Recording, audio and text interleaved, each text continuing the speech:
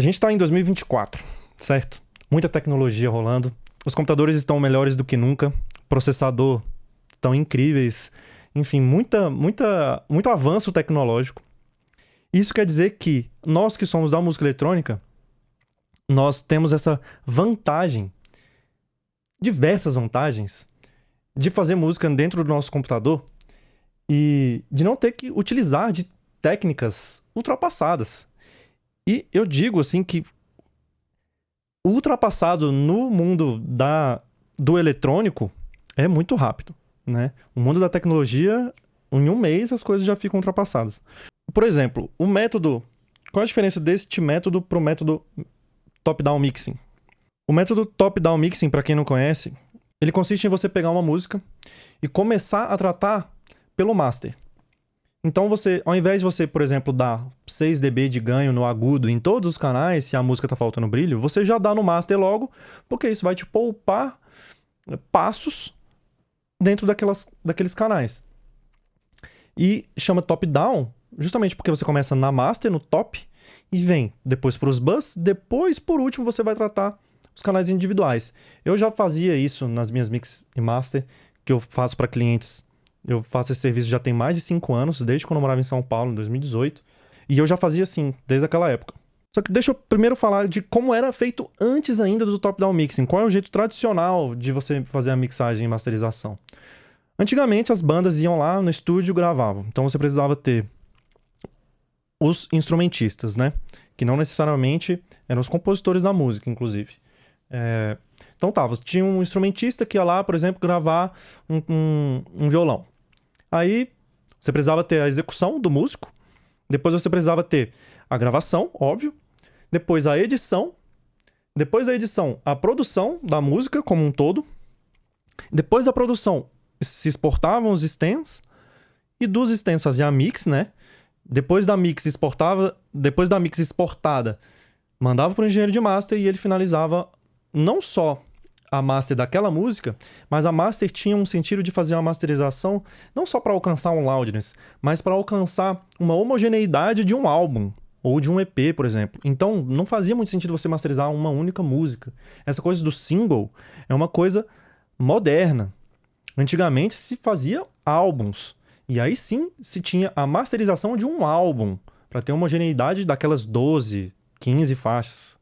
E era muito custoso, tanto de dinheiro quanto de tempo, para um produtor da banda, né, virar e falar pro engenheiro de mix que ele não gostou, e o engenheiro de mix falar assim, não, mas o problema é que o kick lá da bateria estava muito mal gravado, a gente teria que gravar de novo. Não existia essa possibilidade, entende? O engenheiro de mix tinha que se virar. Quer dizer, claro que existia essa possibilidade, mas ia aumentando o custo do álbum, né? E a gente sabe como é que é.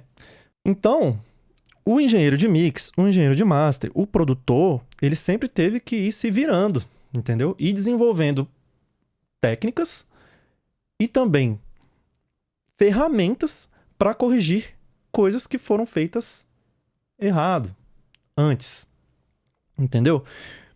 Isso, como eu estava dizendo, não é mais a nossa realidade. Nós somos produtores de música eletrônica.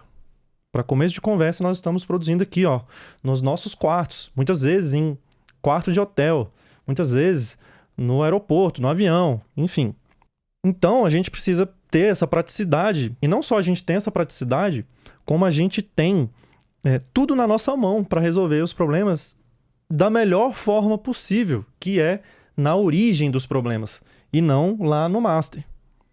Por isso que eu tenho falado que a gente tem que focar no que realmente importa, que é a ideia da música, e que eu tenho falado para vocês que esse curso não vai ser um curso de mix, por mais que ele seja.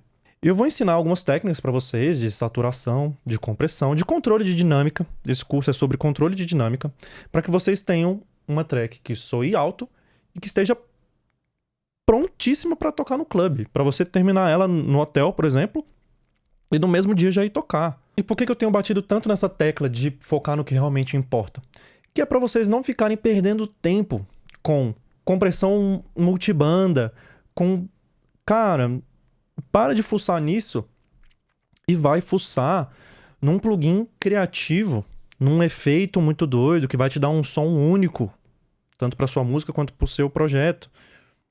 Essas coisas de compressão e tal, o rate, o ataque, o release, você mudar isso, claro, vai ter um impacto ali no som, mas não é o que vai fazer a música ser boa ou não. E não é o que vai fazer sua carreira andar para frente ou não. Se você não perde tempo com essas coisas que não importam tanto, você vai parar de correr em círculos e você vai ter uma produtividade muito maior. Você vai produzir mais músicas e quanto mais tracks você tiver, obviamente é melhor. Por quê? A gente sabe que várias músicas nossas, a gente vê que depois não era tão boa, ou a própria gravadora não aceita, a música acaba morrendo, ou a música é lançada e não dá em nada. Então, outra coisa também que eu quero pedir pra vocês é que vocês não se apeguem muito nas tracks. A gente tem que produzir o máximo de tracks possível. Quem tem me acompanhado sabe aí que eu já produzi mais de 10 músicas nesses últimos, 45 dias. Sendo que teve férias, teve Natal, enfim, teve um monte de coisa. E eu acho que isso que importa, porque uma delas vai ser muito boa, entendeu? Vai dar certo. Eu tenho certeza que vai ter suporte, que vai ser lançada pra uma gravadora legal. Vamos focar em fazer música boa. Eu vou ensinar pra vocês como vocês vão produzir as suas músicas desde o início soando bem. Porque vocês vão estar focando no que realmente importa, que é a escolha dos sons. E na ideia, óbvio. Só pra gente finalizar então essa introdução, no que consiste o conceito de no headroom? A gente trabalhar exatamente como esse nome diz. A gente vai trabalhar sem headroom. Eu gosto de enxergar esse conceito de no headroom como aquele cara que tá, tipo assim, ele tá com um orçamento bem apertado e com isso ele tem que fazer conta de tudo, até do pão que ele compra, do detergente e tal, tudo ele tem que fazer conta de centavos. O no headroom é isso. Se você trabalha sem headroom, você não vai estar dando margem para não corrigir as coisas desde a fonte, entendeu? Então, ao invés da gente botar o kick no menos 10 e depois a gente puxar o limiter da master para mais 10, e isso atrapalhar toda a questão dos balanços de volume da nossa mix, porque tem coisa que a gente só percebe quando a gente infla o balão, né? A gente vai trabalhar sem headroom desde o início.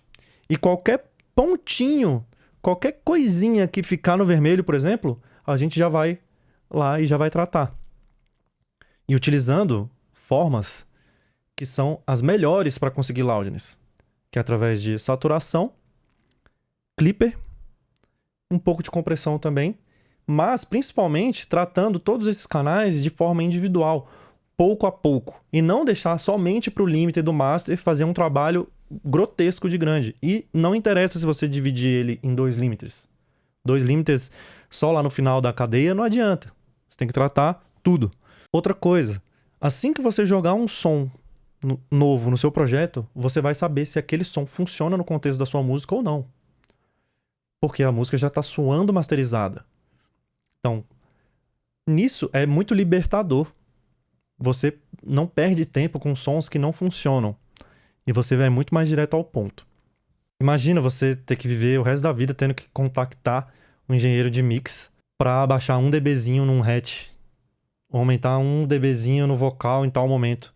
A gente consegue fazer do início ao fim 100% a nossa música, sabe? E esse nível de detalhe que eu falo, de abaixar 1 dB em tal momento e tal, isso é uma coisa que só a gente vai ter. Não tem certo ou errado, é a visão do produtor para a música. E você como produtor, você é o head daquela música, você tem que tomar todas as decisões, certo? Então, é interessante que você aprenda a produzir a música e já com ela finalizada, soando finalizada desde o início. Porque você é o head da ideia. Você vai saber se é certo ou não abaixar em tal lugar. Porque é isso, não existe certo ou errado para uma mix. Mixagem também é arte. Então é ideal que você trate a sua arte do início ao fim como sua. Bom, pessoal, esse vídeo que vocês acabaram de assistir é a introdução do novo curso da Dry Academy chamado No Headroom. Ele consiste numa técnica super atual e moderna de mixagem que é focado na produção, como explicado muito bem nesses 9 minutos aí de vídeo. Ele é o primeiro de uma nova série de cursos que a gente tem programado para a Dry Academy. essa nova fase, não só da Drawet Academy, mas também minha, pessoal, como artista. Eu quero compartilhar isso com vocês. Vai ter muito projeto aberto, eu vou mostrar muito para vocês dessa nova fase de produção e dessa sonoridade nova, que eu tô apostando bastante. Então, se você ficou interessado, tiver curiosidade, quiser saber um pouco mais, clica no link aqui embaixo na descrição e vem conhecer a nova comunidade da Drawet Academy. Eu vou estar te esperando por lá.